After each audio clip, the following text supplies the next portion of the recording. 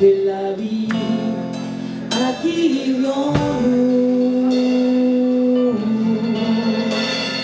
Jésus,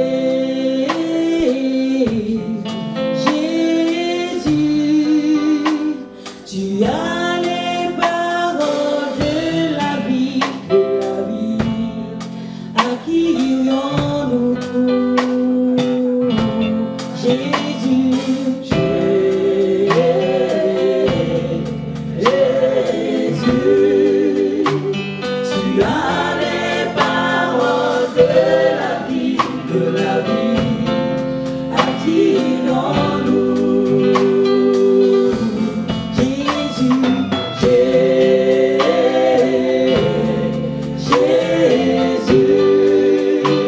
tu as les paroles de la vie, à qui irions-nous? À qui irions-nous? Jésus, à qui irions-nous? À qui irions-nous? Jéhovah, à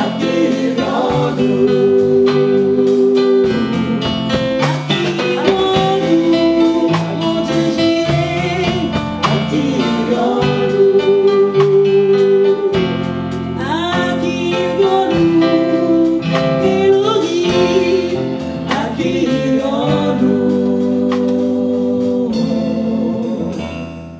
Nous allons nous tenir debout, s'il vous plaît.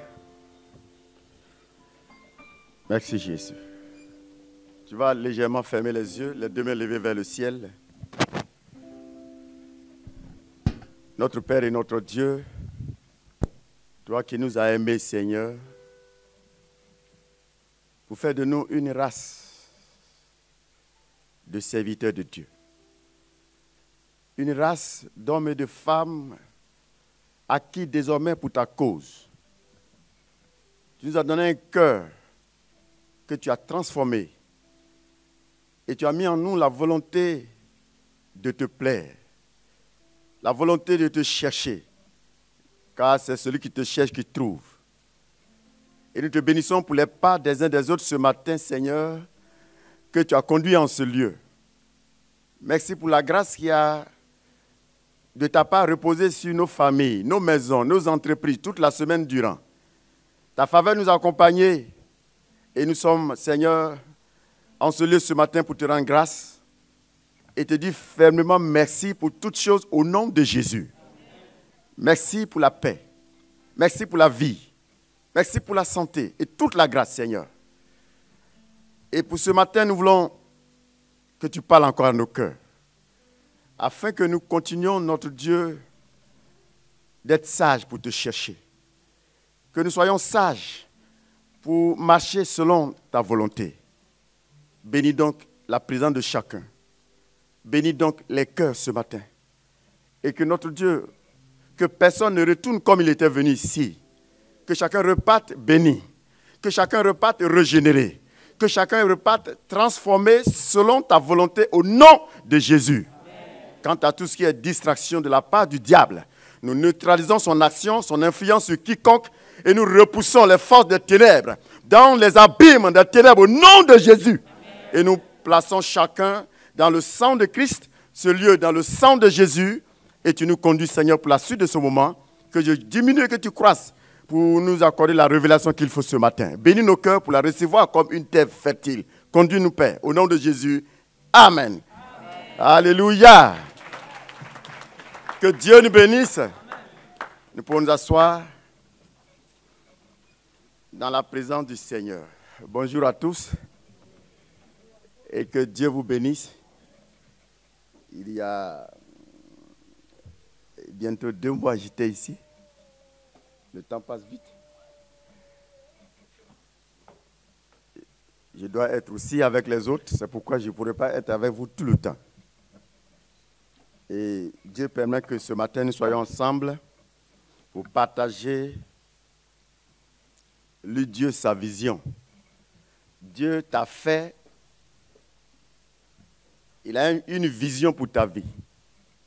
Dieu a un objectif pour ta vie. Dieu t'a fait pour une cause. Tu n'es pas le fruit d'un hasard. Tu es là de par la volonté de Dieu. Tu as été créé de par la volonté de Dieu. Et tout ce qu'on fait, on le fait pour un but.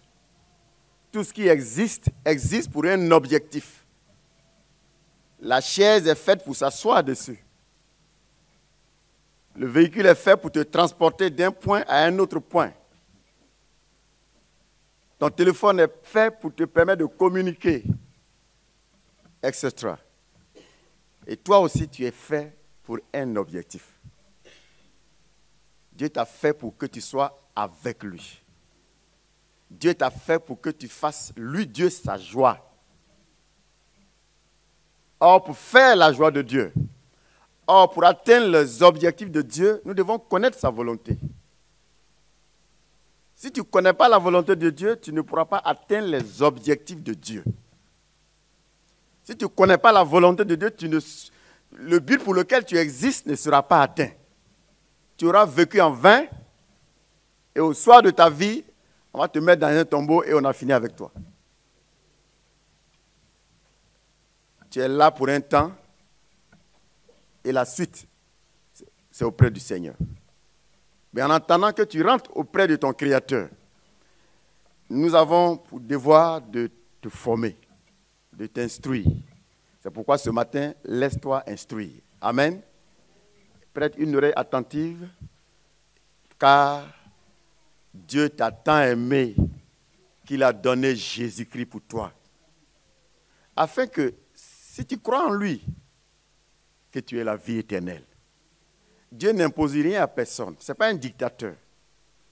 Dieu te tend la main. Il dit, ma fille, je t'aime. Prends ma main. Et la parole de Dieu est sa main tendue vers toi. Jésus-Christ est la main tendue de Dieu vers toi. Parce que c'est Jésus-Christ que la Bible révèle. Ce matin donc, nous sommes là pour t'instruire. Nous sommes là pour t'interpeller. Nous sommes là pour t'amener à prendre conscience de ce que ton Créateur veut de toi. Et je voudrais que chacun d'entre nous prête encore attention ce matin. Vous savez, il y a beaucoup de bruit souvent dans le cœur de l'homme. Il y a beaucoup de bruit dans ton esprit, dans ton cœur. Mais fais taire le bruit ce matin et écoute la voix de Dieu. Les soucis de la vie sont des bruits dans ton cœur. De quoi sera fait le lendemain? Que deviendras-tu demain? Qu'est-ce que tu vas manger demain? Comment tu vas payer les factures? Comment tu vas faire face à tous les défis qui sont devant toi? C'est beaucoup de bruit dans ton cœur ce matin. Mais fais taire ces bruits, écoute la voix de celui qui t'a créé. Car s'il t'a fait, il a aussi les moyens de prendre soin de toi. S'il t'a créé, il a les moyens de prendre soin de toi. Celui qui a coupé la bouche, il sait ce qu'il mettra dans ta bouche chaque jour. Dieu a les moyens, là, il sait de quoi tu es fait et de quoi tu as besoin. C'est en vain que l'homme s'inquiète. Le plus important, c'est d'écouter la voix de Dieu, apprendre à se conformer à la volonté de Dieu et le Seigneur prendra facilement soin de chacun d'entre nous. Alors ce matin, notre thème va s'intituler « La loi de l'amour ». La loi de l'amour. C'est un principe important dans le règne de Dieu. Et celui qui méprise ce principe va souffrir. Celui qui n'aime pas va souffrir. Celui qui n'aime pas va se perdre, va s'égarer. Et tu vas accuser Dieu, tu vas accuser tes voisins, tu vas accuser les semblables. Ce n'est pas à eux la faute. N'accusez pas quelqu'un, n'accusez pas le diable. Tout dépend de toi-même. Que fais-tu de ta vie? Si tu veux la gérer comme Dieu l'a voulu, tu seras en paix. Mais si tu veux gérer cette vie comme étant toi-même ta propriété, tu souffriras. Tu vas souffrir. Tu vas devenir malheureux, tu seras malheureuse. Et tu vas te poser la question, qu'est-ce que je suis venu faire sur cette terre? Mais si tu écoutes la voix de Dieu, si tu obéis au principe de Dieu, la présence de Dieu va donner un sens à ta vie. La présence de Dieu va donner un sens à ton existence. Parce que toi-même, tu ne pourras pas donner un sens à ta vie. Parce que toi-même, tu ne pourras pas donner un sens à ton existence. Tu ne peux pas. Ce n'est pas toi qui t'es fait, ce n'est pas toi qui t'es créé. C'est celui qui t'a fait qui donnera un sens à ta vie. Alors ce matin, la loi de l'amour, c'est un principe incontournable. La Bible nous dit dans Romains, le chapitre 8. Romains chapitre 8. Le verset 1 à 2. Romains 8, 1 à 2.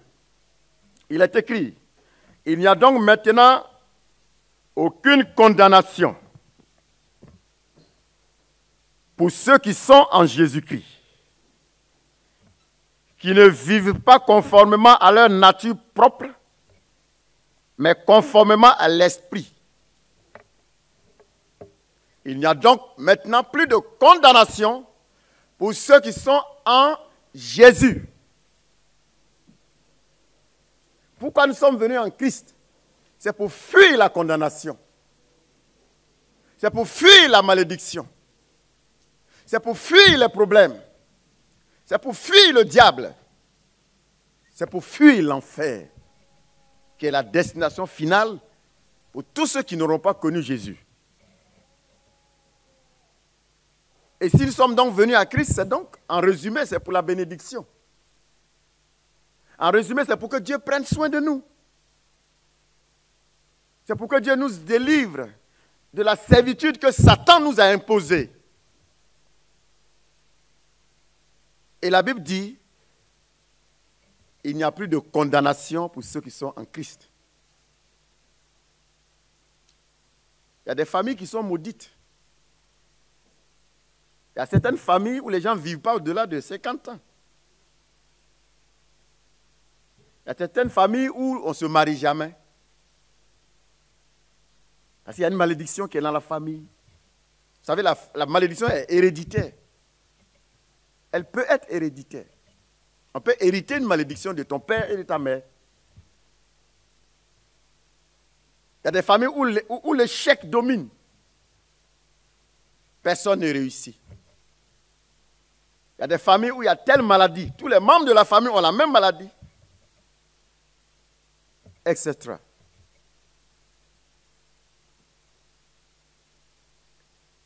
Il y a des familles où il y a des démons qui dominent toute la famille. Et nous sortons tous d'une famille dominée par des mauvais esprits, quelque part. Parce que la Bible dit que le monde entier est sous le pouvoir du diable. Le monde entier est sous le pouvoir de Satan. C'est lui le prince du monde. C'est lui qui règne sur ce monde. Parce que Adam, notre père, lui a remis tout. Adam a tout remis à Satan. Ton grand-père, là, c'est ce qu'il a fait. Mais Christ est venu pour nous racheter un à un. Pour nous racheter. C'est pourquoi il est passé à Golgotha. Et son sang qui a coulé. Celui qui croit en lui et qui marche selon qu'il l'a prescrit, désormais toutes ces malédictions seront ôtées. Tout pouvoir du diable sur ta vie sera sans effet. Désormais, ils t'attaqueront, mais ça sera sans effet. Ils vont lancer la flèche. Elle va taper sur toi et rebondir. Comme un ballon de tennis que vous lancez contre ce mur. Qu'est-ce qu'il fait? Il revient. Ils vont monter des plans pour nuire à ta vie. Et ça sera sans effet. Parce que tu es en Christ. Parce que tu conformes ta vie à ce que Christ a dit.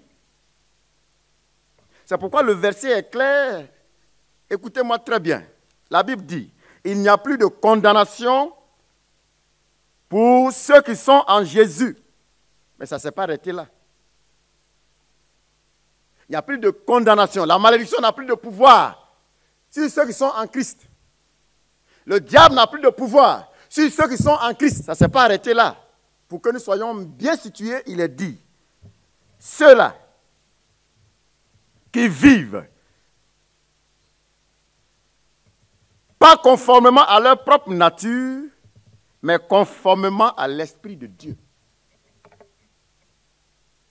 Ça veut dire que tu peux venir t'asseoir à l'église et les démons vont continuer de te manipuler parce que tu continues, malgré que tu sois à l'église, tu continues de vivre comme tu le veux. Venez à l'église, c'est un mode de vie. Être chrétien, c'est un mode de vie. Ce n'est pas pour venir juste s'asseoir là, écouter la parole, danser et puis partir chez soi. Ça ne suffit pas. C'est pour recevoir une instruction et l'appliquer à sa vie. Et quand tu te conformes donc aux prescriptions du Seigneur, désormais, aucune malédiction n'aura effet sur ta vie. Aucun démon n'aura effet sur ta vie. Il sera donc écrit de toi qu'ils viendront contre toi par un chemin, tes ennemis, et ils s'enfuiront par 7 chemins. C'est de ceux-là qui conforment leur vie aux prescriptions du Seigneur, c'est de ceux-là qu'il s'agit. Ceux-là qui conforment leur vie aux prescriptions du Seigneur, il est décrit de ceux-là que pour eux, Dieu se lèvera. Ils invoqueront le Seigneur et le Seigneur leur répondra. Nous sommes dans le monde, nous ne sommes pas du monde. Nous sommes dans le monde, nous ne sommes pas du monde. Le monde a son principe de vie. Le royaume de Dieu a son principe de vie. C'est à toi de choisir. Tu es libre de vivre comme la pensée du monde, qui est la pensée de Satan. Satan a sa manière d'organiser le monde. Dieu a sa manière d'organiser son royaume. Ceux qui sont du monde, ils mangent comme ils veulent, ils s'habillent comme ils veulent. Il y en a même qui sont nus dans les rues. Sortez, vous allez voir des gens qui sont en caleçon. Personne ne les dérange. Parce que Satan leur dit, c'est comme ça que vous pouvez vivre. Tu peux marier ton camarade garçon. Tu attrapes un gros gaillard. Viens ici. Viens. Viens. Viens. Là, un monsieur a sa barbe. Il ne sait pas qui a barbe ici. Non, toi, va. Donc, lui, la barbe. Viens ici. Viens. Regardez ce monsieur barbu. Qui a barbe encore? Oui, un autre qui a une barbe. Il y a un jeune là qui a une barbe. Viens ici. Là, lui, il est barbu aussi comme une donkey. Voilà, voyez, chacun sa barbe. Et puis, les deux là vont voir le maire.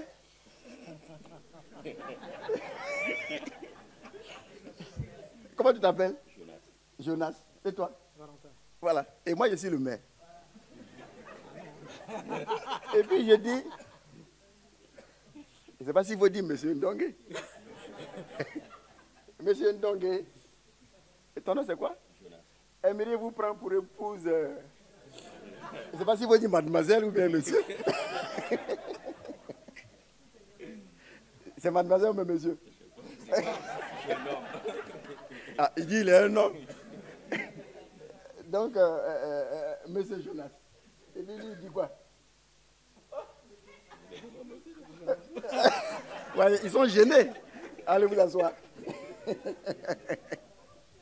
Ouais, ils sont gênés.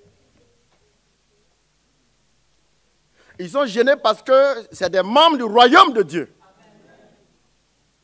Mais dehors là-bas, ça ne gêne pas. Ça ne gêne personne. J'ai vu des jeunes gens dans les rues comme ceux-là, en train de s'embrasser, et puis ils sont contents. Et tu n'as pas le droit de les gêner. Ne soyez pas scandalisés parce que vous êtes dans un royaume qui n'est pas votre royaume. C'est pourquoi il a dit, vous êtes dans le monde, vous n'êtes pas du monde. Et celui qui veut se conformer au siècle présent, au monde, il n'appartiendra pas au royaume de Dieu. C'est deux royaumes différents.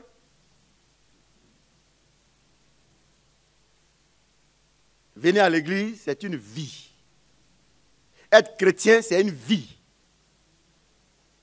Ce n'est pas juste pour appartenir à une communauté quelque part. Non. Ne vous y trompez pas.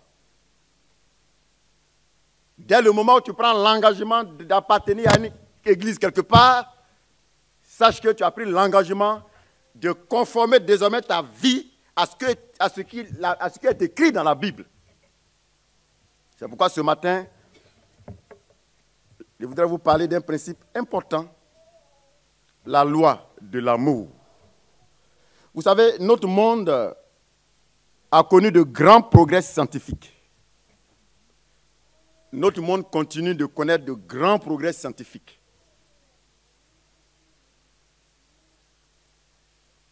On a créé beaucoup de choses. Hein? Parce que Dieu a rendu l'homme capable de créer. Dieu a fait de l'homme Dieu. Dieu a fait de toi un Dieu.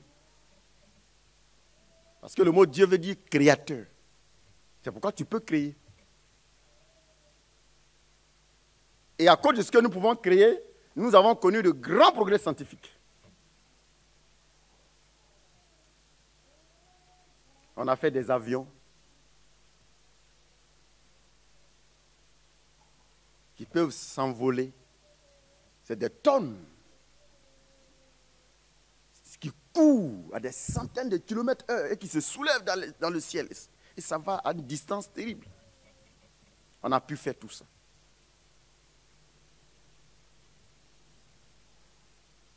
On a fait l'ordinateur. Vous savez de quoi est capable un ordinateur?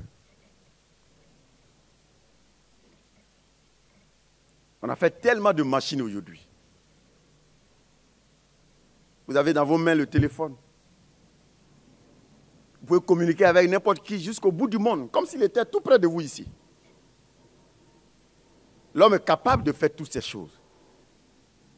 Mais l'homme n'est pas capable d'aimer son semblable. C'est pas bizarre ça?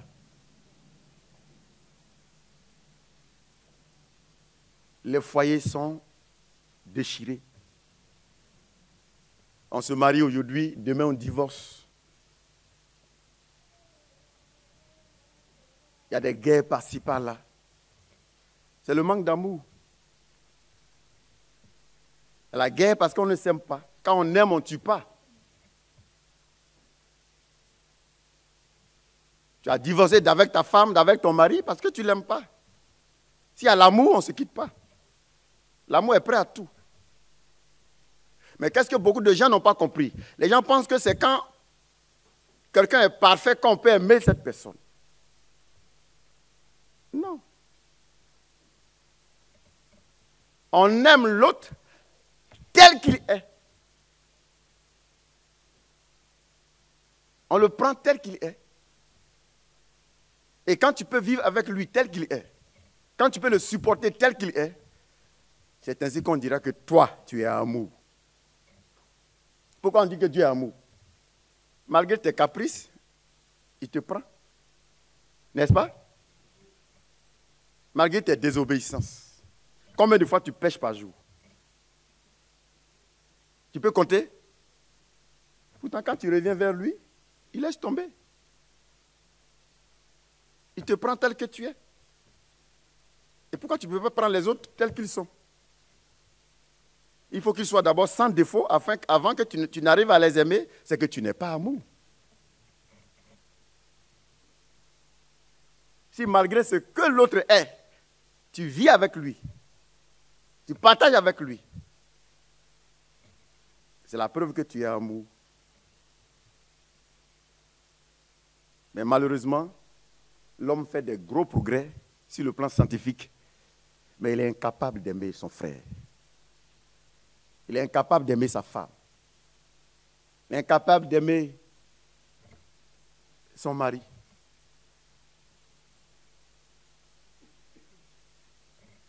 Bien-aimé, le livre de Luc chapitre 15 va nous donner une leçon et nous continuons. Luc 15, le verset 11 à 21. Je vais le lire rapidement. Luc chapitre 15, 11 à 21. il est écrit ceci. Il dit encore, un homme avait 2 fils. Le plus jeune dit à son père, mon père, donne-moi la part de l'héritage qui doit me revenir. Le père leur partagea alors ses biens. Et peu de temps après, le plus jeune fils ramassa tout et partit pour un pays éloigné, où il gaspilla sa fortune en vivant dans la débauche. Alors qu'il avait tout dépensé, une importante famille survint dans ce pays, et il commença à se trouver dans le besoin. Il alla se mettre au service d'un des habitants du pays. Il employa dans ses champs garder les porcs. Il aurait bien voulu se nourrir des carouges que mangeaient les porcs, mais personne ne lui donnait. Il se mit à réfléchir et dit, combien d'ouvriers chez mon père ont du pain en abondance, et moi ici, je meurs de faim. Je vais retourner vers mon père et je lui dirai, Père, j'ai péché contre le ciel et contre toi. Je ne suis plus digne d'être appelé ton fils. Traite-moi comme l'un de tes ouvriers. Il se leva et alla vers son père. Alors qu'il était encore loin, son père le vit et fut rempli de compassion. Il courut se jeter à son cou et l'embrassa. Le fils lui dit, Père, j'ai péché contre le ciel et contre toi. Je ne suis plus digne d'être appelé ton fils. Je ne suis plus digne d'être appelé ton fils. Bien-aimé, quand tu prends un chemin qui est sans issue, ne force pas. Quand tu prends un chemin qui est sans issue, ne force pas. Reviens à la case départ. Beaucoup de gens n'aiment pas. Or, ton succès dépend du degré d'amour que tu vas manifester. Celui qui aime sera béni. Celui qui aime sera délivré. Celui qui aime sera sauvé. Celui qui aime la présence de Dieu sera manifeste dans sa vie. Mais si tu n'aimes pas, Dieu ne sera pas avec toi.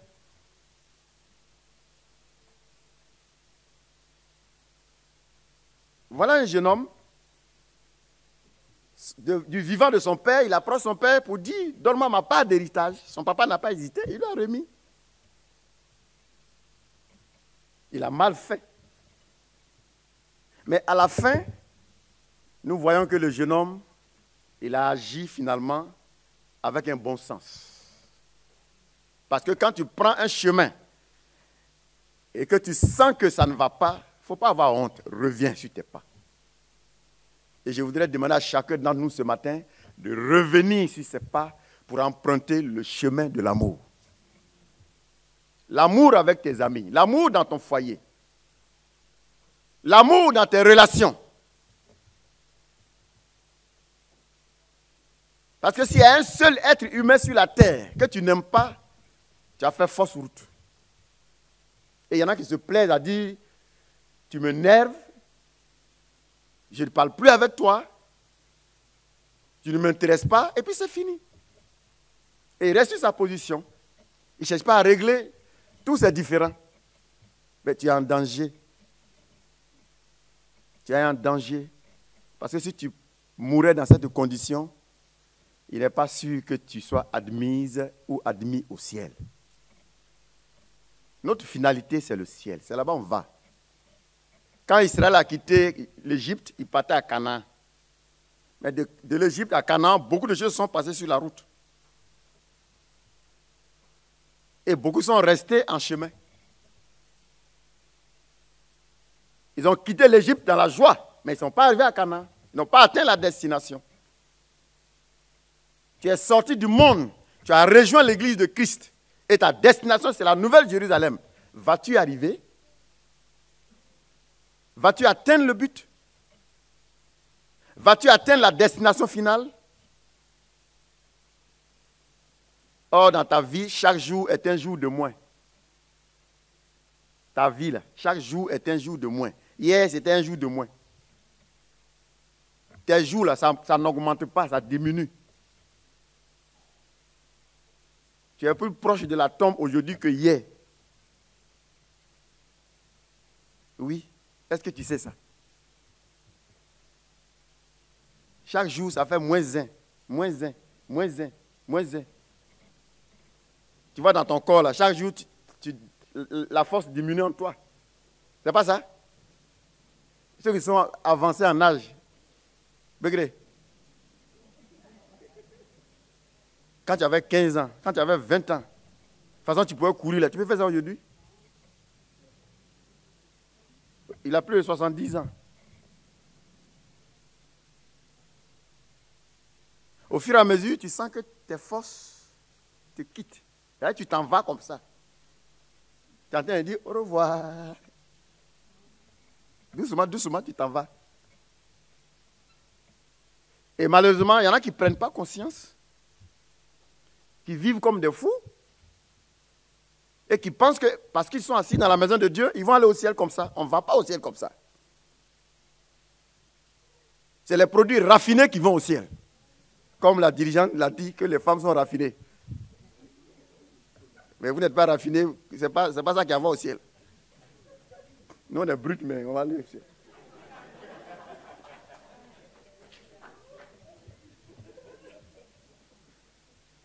Quand on vient s'asseoir à l'église, là, c'est les produits raffinés qui rentrent au ciel. Le rôle de l'église, c'est de te filtrer. Filtrer ta vie, filtrer ton comportement, filtrer ton comportement. C'est ce travail que nous faisons chaque jour. Et ce matin, j'ai mon gros filtre dans ma main pour te filtrer. Laisse-toi filtrer. Pour que tout ce qui n'est pas à la gloire de Dieu quitte ta vie. Et qu'au soir de ta vie, tu sois apte à entrer au ciel. Ce jeune homme, il s'est mal comporté, mais à la fin, il a vu que son comportement n'était pas bien. Ça veut dire qu'il est revenu vers son père. Il n'a pas eu honte. Au pied de son père, il a dit, papa, j'ai mal fait. Pardonne-moi. D'ailleurs, je ne suis même pas digne d'être appelé ton enfant. Traite-moi comme un de tes manœuvres. Mais on a vu la réaction du père. Dès que le papa l'a vu en train de revenir, c'est le papa lui-même qui allait se jeter sur l'enfant pour l'embrasser. Dieu est pressé et Dieu attend que tu prennes la décision d'aimer les autres. Dieu attend que tu prennes la décision de te repentir de tes haines. Dieu attend que tu prennes la décision de te repentir de tes mépris. On ne peut pas mépriser les gens et puis aller au ciel. On ne peut pas haïr les gens et puis aller au ciel. Et il y en a qui se plaisent dans ces positions-là. Ils ne comprennent pas s'ils ont lu la Bible. Je n'aime pas un tel. Il y en a même qui prient pour la mort de certains. C'est toi qui vas mourir avant lui. Quand tu pries pour la mort de quelqu'un, tu vas mourir. Ce dernier, il va aller à tes funérailles. Il va assister à tes obsèques. C'est de la sorcellerie. C'est l'art des mauvais esprits. Quand tu penses mal des autres, tu deviens un mauvais esprit. Tu deviens un démon. Tu deviens un sorcier. Et beaucoup pratiquent la sorcellerie sans faire du dédoublement.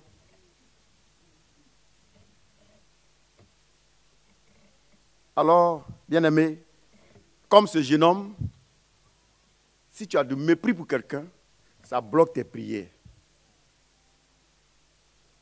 Si tu as du mépris pour quelqu'un, ça bloque ta bénédiction. Ça bloque ton succès. Ça bloque ta délivrance. Le démon là, il ne peut pas sortir parce que tu es rempli de haine. On va beau le chasser, il ne va pas partir. Parce que tu as sa nature. On ne sépare pas des amis. C'est les ennemis qu'on ne sépare. Si tu agis comme le diable, tu es son ami. Et on va beau prier pour toi, tu ne seras jamais délivré. Il n'y aura jamais la paix dans ton foyer. Il n'y aura jamais la paix dans ta maison parce que tu n'aimes pas. L'église, ce n'est pas un lieu de comédie. C'est un endroit très sérieux. Où on vient pour mener une vie très sérieuse. C'est pourquoi écoute ce matin, car la loi de l'amour, nous allons arriver dessus. La vie est régie par des lois, par des principes. Tout comme le royaume de Dieu est régi par un fonctionnement, est régi pour un fonctionnement harmonieux des choses.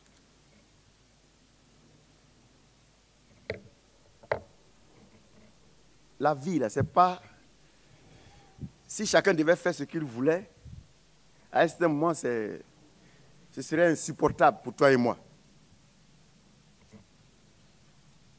C'est pourquoi elle est régie par des principes pour nous permettre d'être en paix.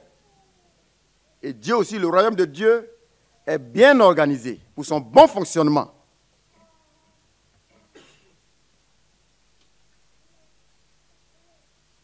La loi est le cœur de la cité. Sans loi, on ne peut pas vivre ici. Sans loi, c'est le chaos. C'est pourquoi on dit la loi, c'est le cœur de la cité. Quand vous sortez sur la route, vous allez voir des feux rouges. Souvent c'est vert, souvent c'est jaune. C'est la loi. Pour que les gens circulent sans accident. Et partout, il y a la loi. Là où il n'y a pas la loi, c'est le chaos total. Même chez vous à la maison, vous avez mis des principes. Il y en a qui disent à leurs enfants, au plus tard à 21h, il faut être à la maison. C'est une loi. Il y en a qui disent, dans ma maison, on ne rentre pas les chaussures. Si tu arrives, tu dois enlever tes chaussures. C'est la loi de sa maison.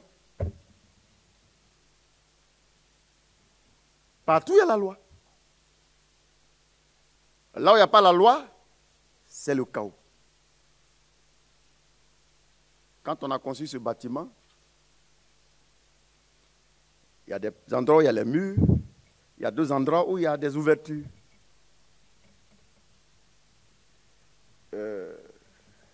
Viens. Sors en passant là où il y a l'ouverture. On va voir si c'est possible. Tu as pu sortir? C'est vrai? Tu es dehors? Est-ce qu'il est sorti? Viens. Maintenant, va vers là-bas. Là. Voilà. Sors. Sors. Pourquoi tu ne peux pas sortir? Il n'y a pas d'ouverture? Viens t'asseoir.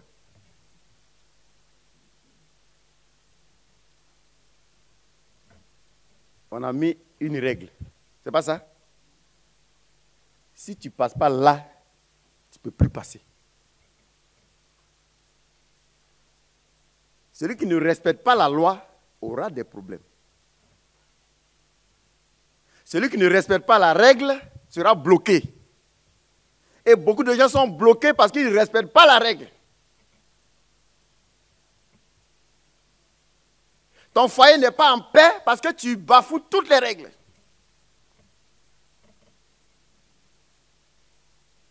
Tu ne connais pas du succès parce que tu ne veux pas respecter les règles.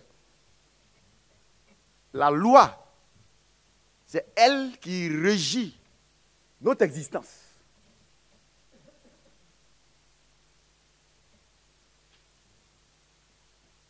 Je vais vous parler d'une loi.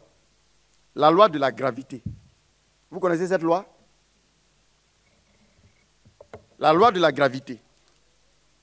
La loi de la gravitation ou la loi de l'attraction universelle, découverte par Isaac Newton, est la loi décrivant la gravitation comme une force responsable de la chute des corps et du mouvement des corps célestes, et de façon générale, de l'attraction entre des corps ayant une masse. Entre des corps ayant une masse. C'est simple.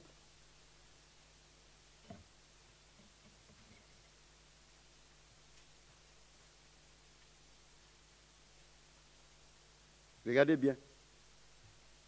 Si je laisse ça là, qu'est-ce qui se passe? Vous êtes sûr que ça va tomber? Pourquoi ça va tomber?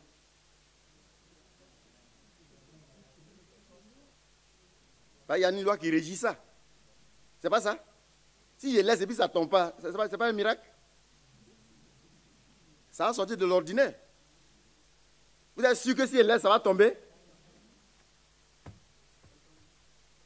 Ça veut dire qu'il a obéi à cette loi. La loi s'est appliquée.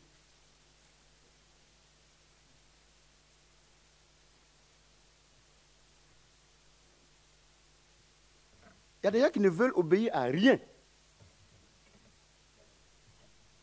Il y a des gens qui ne veulent obéir à rien. Ils veulent vivre comme ça. Le monde dans lequel tu es venu est régi par des principes, par des lois. Et si tu ne veux respecter aucune loi, tu vas souffrir. Tu vas accuser les démons, tu vas accuser le diable, tu vas accuser les sorciers. Il ne faut pas accuser les gens. C'est trop facile d'accuser. N'est-ce pas? C'est trop facile d'accuser les gens.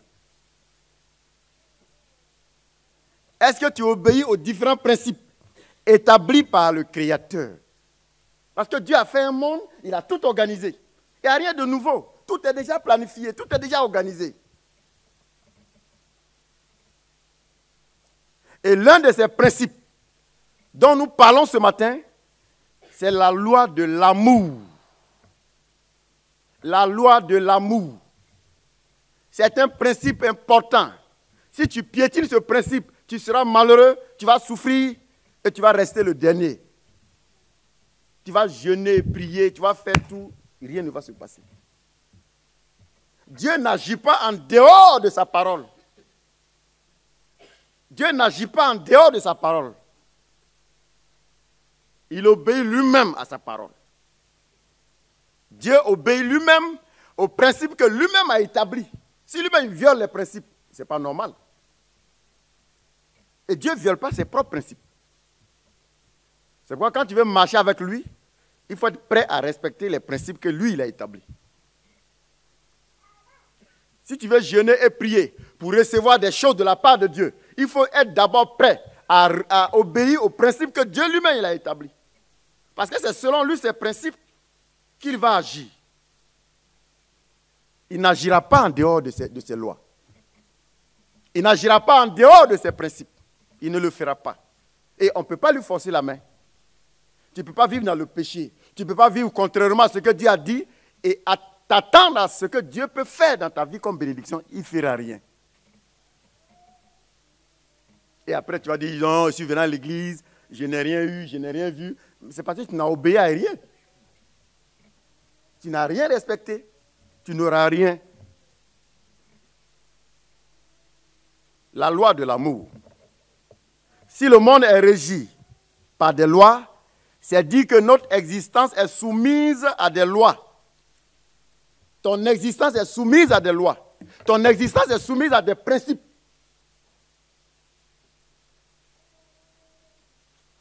Le livre de Romains nous le dit dans Romains 7, verset 1. Romains chapitre 7, le verset 1. Il nous est révélé ceci. Ignorez-vous, frères et sœurs, je parle ici à des gens qui connaissent la loi et que la loi n'exerce son pouvoir sur l'homme qu'aussi longtemps qu'il vit. La loi exerce son pouvoir sur l'homme aussi longtemps qu'il vit. Tant que tu vis, la loi exerce son pouvoir sur toi. Tant que tu vis, ta vie est soumise à des règles. Ton existence est soumise à des règles. Et ce sont ces règles-là que tu dois observer pour être heureux. Ce sont ces règles-là que tu dois observer pour être dans la victoire. Mais tu fais ce que tu veux. Tu viens voir le pasteur, il te dit, bien-aimé, voilà ce que la Bible dit. Tu vas, tu fais le contraire et tu t'attends à ce que Dieu agisse. Dieu ne fera rien.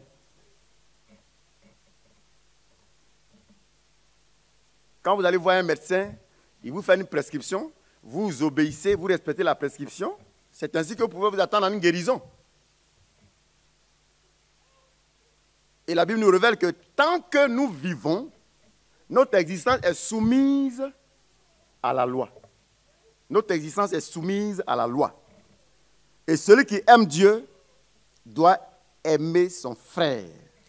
Celui qui aime Dieu doit aimer son frère, doit aimer sa femme, doit aimer son mari, doit aimer sa soeur. C'est la loi, c'est le principe.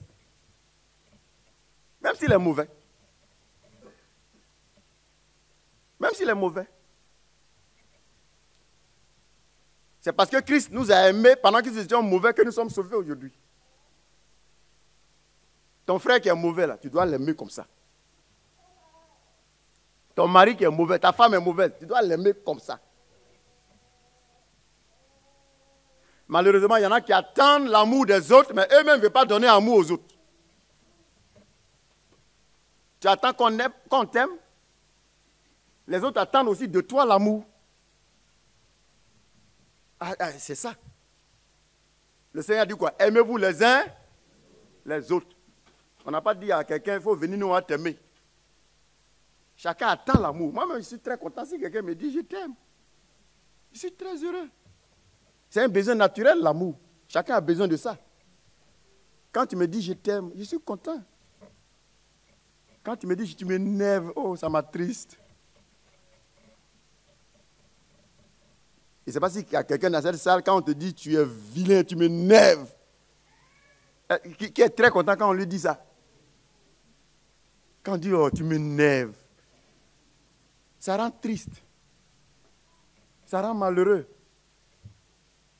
Mais quand vous dites à quelqu'un, je t'aime, non, ce n'est pas amour pour aller avec, pour faire ce que vous savez. Non, ce n'est pas ça. L'amour tel que Dieu le veut. Là. Quand vous dites à quelqu'un, je t'aime, ça lui fait du bien. Ça rend triste quand quelqu'un te dit qu'il ne t'aime pas. Il y en a qui ont le courage de dire ça. Ils disent, bon, vraiment, mon ami, honnêtement, je ne t'aime pas du tout. Je ne t'aime pas du tout. Mais tu ne veux pas imaginer combien de fois tu es en train de déchirer son cœur. Tu es en train de le détruire. J'ai reçu une fois une femme à mon bureau, elle avait me voir, elle dit, pasteur, mon mari dit que ce soir, il ne veut pas me voir à la maison. Il allait au travail, mais le soir, quand il vient, je dois être parti. D'ailleurs, la nuit, j'ai dormi, j'ai passé la nuit au salon. J'ai dit, madame, qu'est-ce qui se passe? Il dit, je suis devenue grosse. Je suis grosse et puis quand je dors, je ronfle.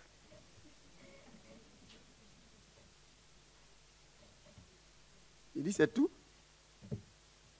Il dit, oui. Il dit, il n'y a pas de problème, je vais prier pour toi. Quand il va venir le soir, il va t'embrasser. Il ne va pas te chasser. J'ai prié avec elle. Et le soir, c'est comme si c'est un autre monsieur qui est arrivé. Il a embrassé, ils ont passé la nuit. Et puis bon, elle était tellement contente. Et le lendemain, elle m'envoie son chien. Elle dit, comme tu as prié pour moi hier, là, de toute façon, Dieu a agi, mon chien est malade, il faut prier pour mon chien.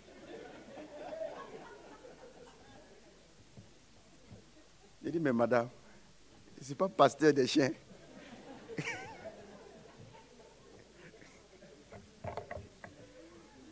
Bon, vous voyez, ce monsieur, quand il mariait la femme, elle était peut-être fine. Mais si elle a grossi, c'est que tu l'as tellement bien nourrie. Elle a grossi. Et là, ton problème, c'est quoi? Ou bien, grossir, c'est un péché. Et puis, tu ne veux plus me voir parce que j'ai grossi. Non. Dans ce cas, On peut faire un régime et puis maigrir. Quand on aime, on ne renvoie pas l'autre. On le prend tel qu'il est. Parce que celui qui aime Dieu doit aimer son frère. Celui qui aime Dieu doit aimer son frère. C'est trop facile de dire j'aime Dieu. Qui aime Dieu dans cette salle? C'est vrai ça? Aimer Dieu, c'est aimer celui qui est assis à côté de toi. Aimer Dieu, c'est aimer ton mari. Aimer Dieu, c'est aimer ta femme. C'est aimer tes frères, c'est aimer tes parents. C'est aimer tes semblables que tu crois sur la route quelque part là-bas. C'est ça qu'on appelle aimer Dieu. Et la Bible nous révèle dans 1 Jean. Je vais lire ce passage. 1 Jean chapitre 4. Si nous appliquons ce principe, beaucoup de situations vont se régler dans notre vie.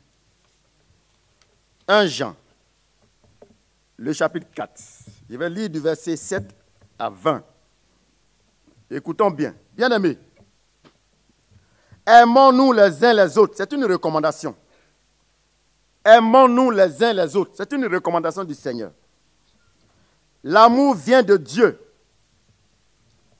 Et une personne qui aime est née de Dieu et connaît Dieu. Celui qui n'aime pas n'a pas connu Dieu, car Dieu est amour. Celui qui aime connaît Dieu. Celui qui n'aime pas ne connaît pas Dieu. Si tu n'aimes pas, tu ne connais pas Dieu. Tu viens à l'église, mais tu ne connais pas Dieu. C'est ce que la parole de Dieu dit. Si tu es assis là avec la haine de quelqu'un dans ton cœur, en train de mépriser les gens, tu ne connais pas Dieu. Tu ignores qui est Dieu. Parce que tu es en train de piétiner le principe qui va t'introduire dans la présence de Dieu.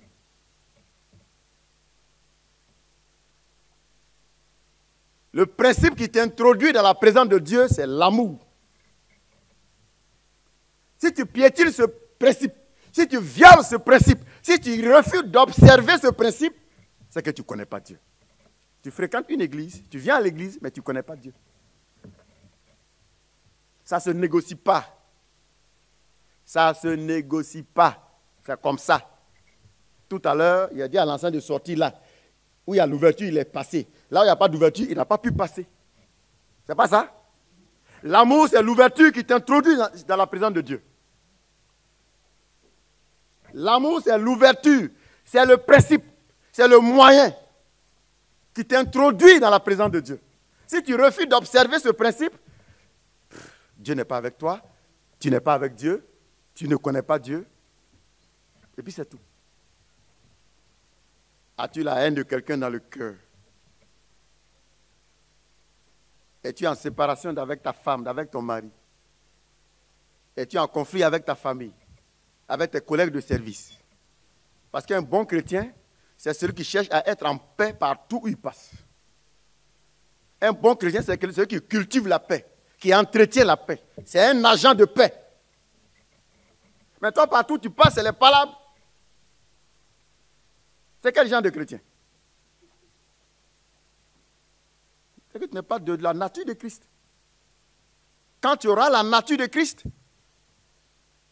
tu seras comme le sel. Quand on met le sel dans la sauce, elle devient intéressante. Ta présence doit donner goût à la vie des gens. Et les gens doivent avoir l'envie d'être avec toi. Il faut qu'on ait l'envie d'être à tes côtés. Et ça dépend de toi, ça ne dépend pas des autres. Tu vas dire non, ils sont mauvais, ils sont comme ça, mais toi, tu es comment? C'est facile d'accuser les autres. C'est facile de dire que c'est l'autre qui est mauvais. Mais pendant que lui, il est mauvais, toi, cherche à devenir bon. C'est comme ça que tu vas changer l'autre. C'est comme ça que tu vas transformer l'autre. Dieu a dit à Caïn, Caïn, le péché est couché devant ta porte. Domine-le. C'est pas ça? Il dit domine-le. Vous êtes le sel de la terre. Vous êtes la lumière du monde. Pendant que les autres agissent mal, toi, agis bien. Pendant qu'on t'agresse, donne des paroles d'amour. Pendant qu'on te gifle, il faut embrasser. Mais si on t'a giflé, puis tu gifles. Il y a une maman qui avait me voir un matin, elle dit, pasteur, je suis fatigué. Je dis, il y a quoi? Il dit, les gens pensent que les chrétiens sont bêtes. Tout à l'heure, je passais, et puis il y a une femme qui m'a insulté. Mais je lui ai dit que, affaire de Jésus. Elle dit, j'ai dit, Jésus, tu me pardonnes aujourd'hui. Il faut attendre, je vais régler le cas de cette femme. Et puis toi et moi, après, on va aller se réconcilier. Et c'est ce qu'elle a fait. Elle a bien fait parler avec la femme païenne. Elle dit, mais madame, tu es déchue. Ton Seigneur a dit, si on te gifle ici, tu fais quoi? Il faut placer ici et puis on va gifler encore. Ah, c'est ça. Être chrétien, c'est une vie. Les gens vont penser souvent que tu es bête. Tu n'es pas bête. Tu es en train d'observer un commandement. Tu es en train d'observer et d'obéir au principe de ton maître. Et tant que tu ne seras pas prêt à observer ce qui est écrit, tu n'es pas chrétien. Tu fréquentes une église, mais tu n'es pas chrétien. Et tu n'iras pas au ciel. Israël a quitté l'Égypte. Ils étaient 2 à 3 millions de personnes.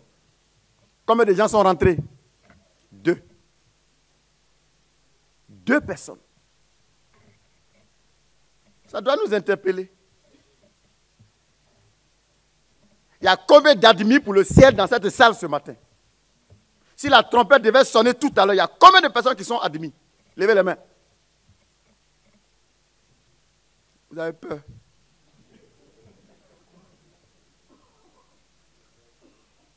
Tu as peur parce que tu te reproches beaucoup de choses. Or, la Bible dit que si notre conscience nous gronde, Dieu est plus grand que ta conscience. C'est pourquoi tu dois te comporter et vivre de sorte que tu puisses être vraiment bénéficiaire de cette grâce de Dieu. Si quelqu'un n'aime pas son frère, la Bible dit, il ne connaît pas Dieu. C'est tellement simple. Je ne sais pas si mon français, là, vous comprenez. Tu n'aimes pas ton mari, tu ne connais pas Dieu. Tu n'aimes pas ta femme, tu ne connais pas Dieu. Tu n'aimes pas tes enfants, tu ne connais pas Dieu. Tu n'aimes pas ton frère, tu ne connais pas Dieu. Et Dieu n'est pas avec toi. C'est pourquoi tu dois aller jusqu'à aimer tes ennemis. Prier pour eux. Pour que Dieu les bénisse. Et tu deviendras membre de cette race. La race de ceux qui ont la nature de Christ. Alléluia. La Bible nous révèle donc, celui qui n'aime pas n'a pas connu Dieu, car Dieu est amour. Verset 9. Voici comment l'amour de Dieu s'est manifesté envers nous. Dieu a envoyé son Fils unique dans le monde, afin que par lui, nous ayons la vie. Et cet amour consiste, non pas dans le fait que nous avons aimé Dieu, mais dans le fait que lui nous a aimés et a envoyé son Fils comme victime expiatoire pour nos péchés.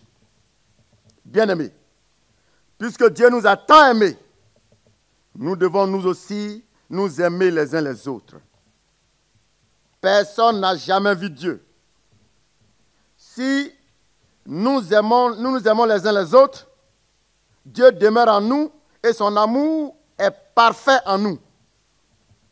Nous reconnaissons que nous demeurons en lui et qu'il demeure en nous au fait qu'il nous a donné de son esprit. Et nous avons vu et nous attestons que le Père a envoyé le Fils comme sauveur dans le monde. Celui qui déclare publiquement que Jésus-Christ est Fils de Dieu, Dieu demeure en lui et lui en Dieu.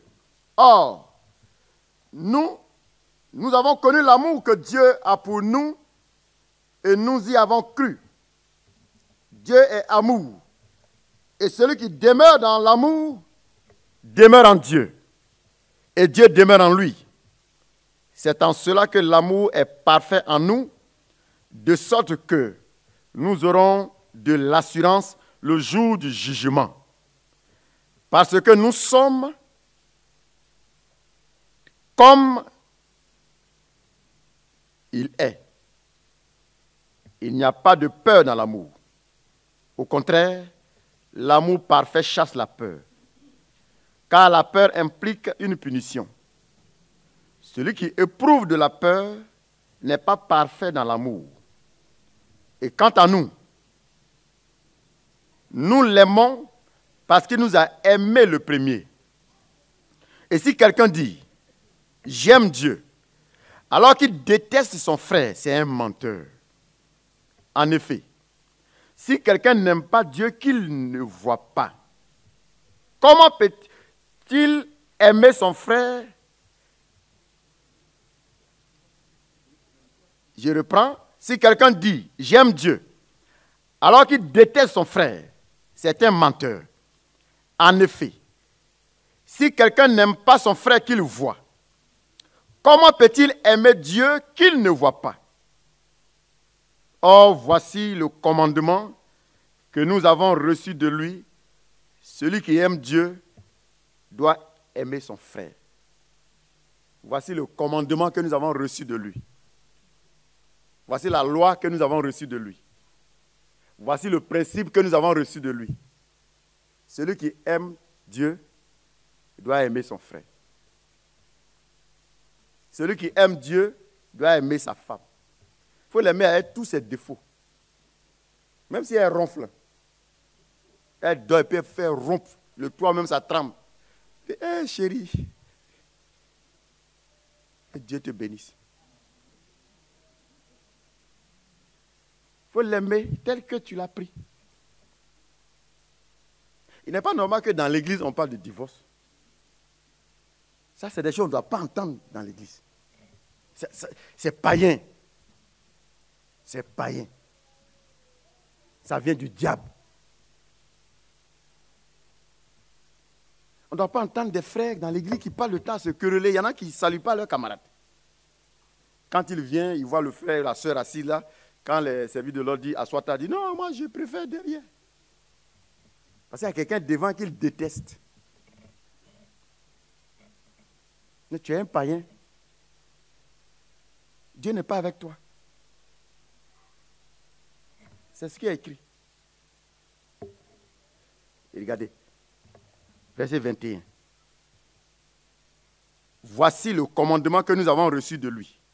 Celui qui aime Dieu doit aimer son frère. C'est une obligation. Ce n'est pas à négocier. Ce n'est pas à négocier. C'est pourquoi un chrétien, c'est quelqu'un qui fait violence sur lui-même. Et c'est pourquoi Jean-Baptiste a dit, le royaume de Dieu, c'est désormais pour les violents. Si tu ne peux pas faire violence sur toi-même, tu ne peux pas chercher Dieu, tu ne peux pas atteindre Dieu.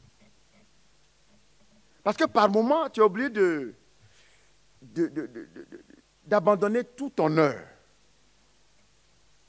Souvent, tu as raison. Et puis, c'est toi encore qui te fais petit pour que la paix soit là. Et on pense que tu es bête. Tu n'es pas bête. Parce que tu veux faire la volonté de Dieu. Ce n'est pas parce que tu es bête.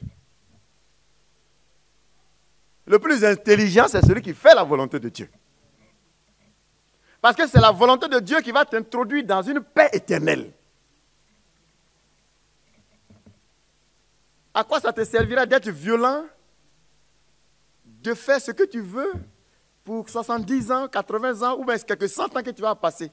Et pour l'éternité, tu vas aller souffrir. À quoi ça te servira?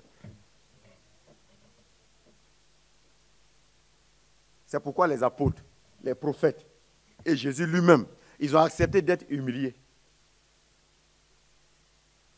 On les a insultés, on les a piétinés, on les a méprisés. Ils n'ont pas répondu à ça. Parce qu'ils savent ce qu'ils veulent. Quand on sait ce qu'on veut, quand on sait ce qu'on cherche, on est prêt à tout. Ne répondez pas aux insultes, ne répondez pas au mépris, mais répondez toujours par l'amour. Si quelqu'un te méprise, aime-le. Si quelqu'un te hait, aime-le. Et Dieu sera fier de toi. Il va te regarder parmi tant d'autres personnes. Et il va dire à Satan, as-tu vu mon serviteur, ma servante? Il est bien. Et Dieu va rendre témoignage de toi. Il y a des gens de qui Dieu a rendu témoignage. Et quand Dieu peut rendre témoignage de toi devant Satan, mais c'est merveilleux. Jésus a regardé l'auditoire ce jour-là. Il dit, voici le diable, il vient. Il n'a rien à moi. Il n'a rien à moi. Est-ce que ce matin, tu peux dire, Satan n'a rien en toi? Est-ce que le diable ne réclame pas quelque chose dans ton cœur? Oh, tu dois être de la nature de Christ. Nous sommes à l'école du Seigneur. Nous apprenons ces points-là appliqués. Amen. On apprend pour l'appliquer. Et jour après jour, si tu t'engages à appliquer, de plus en plus tu seras parfait. De plus en plus tu seras comme Jésus. Et Dieu, le Seigneur sera fier en te concernant d'avoir été à la croix de Golgotha. Mais malheureusement, il ne faudrait pas que le Seigneur regrette d'avoir été à la croix pour toi. Parce qu'il y a des gens pour qui Christ a été à la croix en vain. Il est mort, on l'a humilié, on l'a crucifié en vain. Parce que ça ne t'a rien servi, ce sacrifice-là. Alors ce matin, le Seigneur nous prescrit l'amour, c'est une loi que nous ne pouvons pas contourner. On ne peut pas contourner ça. On ne peut pas contourner cette loi. Nous avons une dette d'amour envers les autres.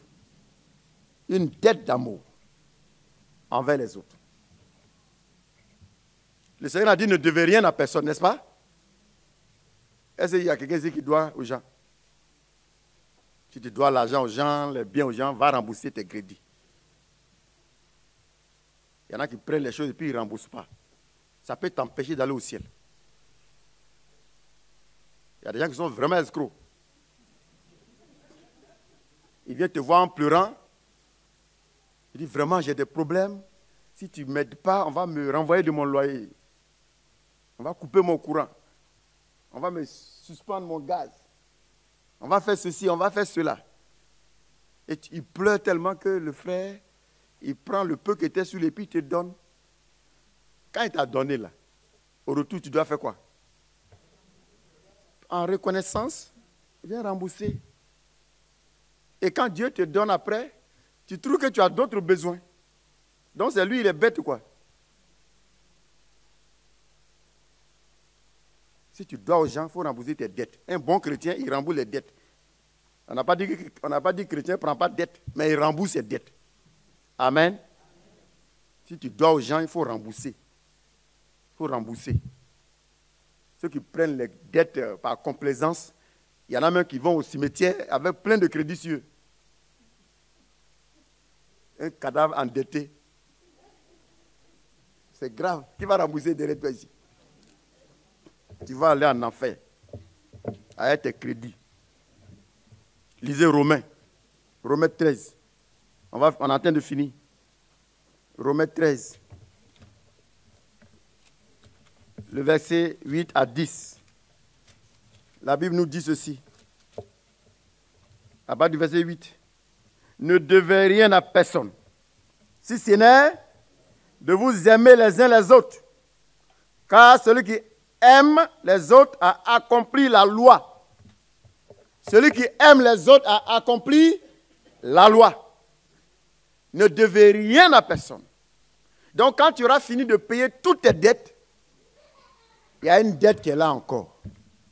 La dernière dette, c'est la dette de l'amour.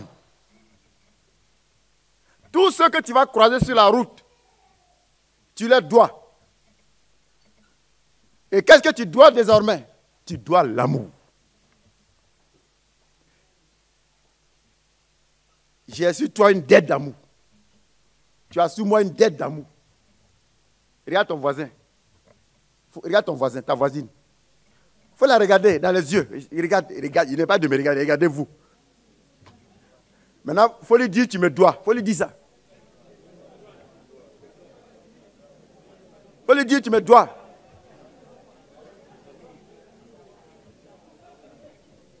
Amen. Chacun doit l'amour à son ami.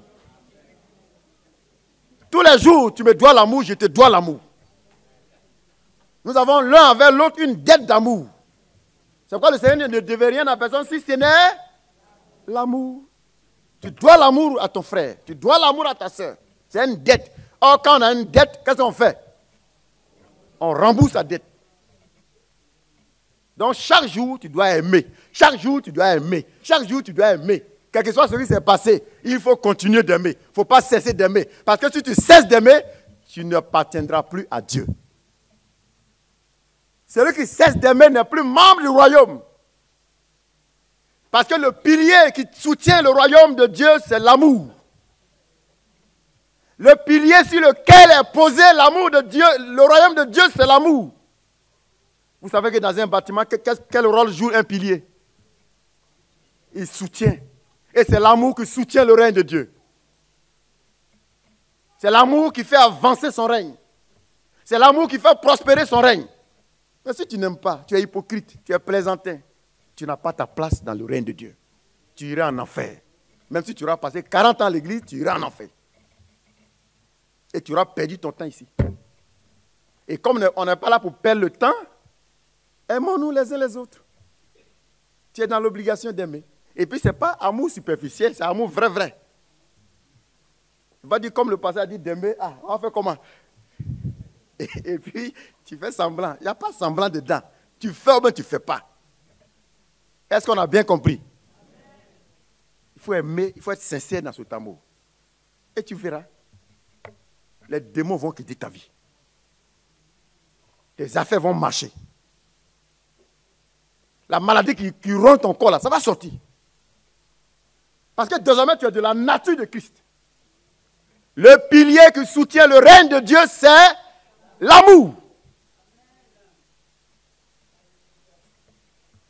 Alors, il faut reconnaître avoir fait fausse route et revenir au principe qui donne la vie, qui t'introduira dans la présence de Dieu, l'amour du prochain. Si tu étais très avancé dans le mépris, dans la haine, dans beaucoup de choses, fais marche arrière. N'aie pas honte de retourner vers ton frère pour lui dire vraiment, excuse-moi, je t'avais méprisé depuis des années, mais je t'aime. Oui. On a un frère qui avait renvoyé sa femme, il avait divorcé depuis 15 ans. 15 ans. Et après sa conversion, quand il a reçu la parole de Dieu, et pendant ce temps, il avait déjà marié une autre femme. Et sa femme était mariée aussi à un autre monsieur quelque part. On lui a dit, non, tu dois aimer ta femme. Et celle qui est avec toi, ce n'est pas ta femme. Mes amis, il faut de l'humilité. Hein? Jésus, là, si tu n'es pas humble, tu ne peux pas marcher avec lui. C'est ce qu'il va te demander, là. Si tu n'es pas humble, là, tu ne peux pas. Tu ne peux pas. C'est pourquoi il est écrit, l'humilité précède la gloire. Et quand le frère a compris l'évangile,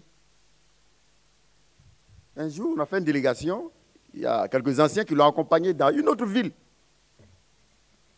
Ils arrivent, la femme, elle, avec son nouveau mari là-bas. On dit que nouvelle. Chez nous, on demande nouvelle aux gens. Il dit, bon, ben, je suis venu chercher ma femme.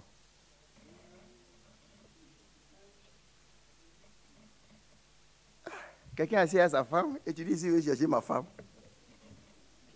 Là, il y a le nouveau mari qui est assis là. Et lui, il est l'ancien mari. Qui est le vrai mari? C'est l'ancien. Et la femme, elle allait faire ses bagages, elle a suivi l'ancien mari. Et ils sont retournés dans le foyer, et lui aussi, il a renvoyé l'autre. Et puis sa vie est devenue normale, agréable au Seigneur. Parce qu'on est là pour être agréable au Seigneur. On n'est pas là pour nous plaire nous-mêmes, on n'est pas là pour plaire à quelqu'un, on est là pour plaire à Jésus.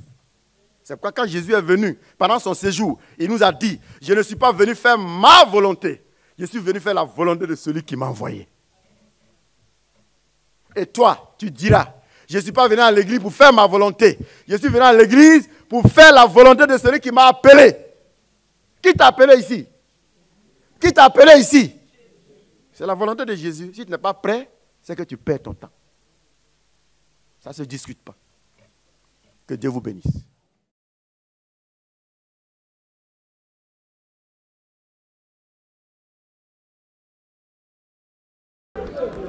Alors pour répondre à la question quelle leçon spirituelle je peux retirer du thème qui nous a été présenté aujourd'hui, donc la loi de l'amour, je dirais que tout comme la loi de la gravitation universelle dont nous a fait un parallèle le pasteur, il est important de se souvenir que si nous ne respectons pas, nous n'obéissons pas à cette loi-là, tout ce que nous faisons ne pourra pas aboutir à la volonté de Dieu. Sans ce principe-là, sans le respect de ce principe-là, nous savons que toute chose est vaine et c'est bien ce que nous répète la Bible. Donc je le prends vraiment comme une base, comme un pilier pour que le règne de Dieu tout simplement s'accomplisse ici sur terre. Oui, c'est un thème qui m'a beaucoup touché. C'est un thème qui m'a beaucoup touché car dans la plupart des cas, on croit souvent aimer une personne, mais ça arrive qu'on se déteste ou on fait semblant d'aimer, mais là j'ai compris quelque chose de formidable aujourd'hui sur l'amour. Pour les thèmes là qu'on a trouvé aujourd'hui, franchement c'était bien. J'ai trouvé quelque chose que j'ai jamais trouvé. Et là maintenant, il y a quelque chose qui était mauvais en moi. Et j'ai trouvé quelque chose qui doit changer ma vie. Et j'ai dit merci à Dieu, il faut qu'il trouve toujours quelque chose à faire pour nous changer des mauvaises choses qui sont en nous. Et je dis merci à Dieu parce que la parole de Dieu, il n'y a pas meilleur que ça. Merci. Oui, bonjour à tous et à toutes. Je suis à Wefa et je veux rendre grâce au Seigneur pour le culte de ce matin qui était un culte très édifiant puisque l'apôtre Konaté nous a parlé de l'amour comme le pilier du royaume de Dieu. Le thème c'était la loi de l'amour et l'apôtre a pris son temps pour nous expliquer c'était quoi l'amour, en quoi il consistait. Est-ce que Dieu attendait de nous, c'était réellement ça et comment par l'amour, c'est que par l'amour que nous serons sauvés. Donc c'était vraiment un très très bon message à garder dans son cœur, à pratiquer pour plaire à Dieu et faire avancer son royaume. Que Dieu vous bénisse.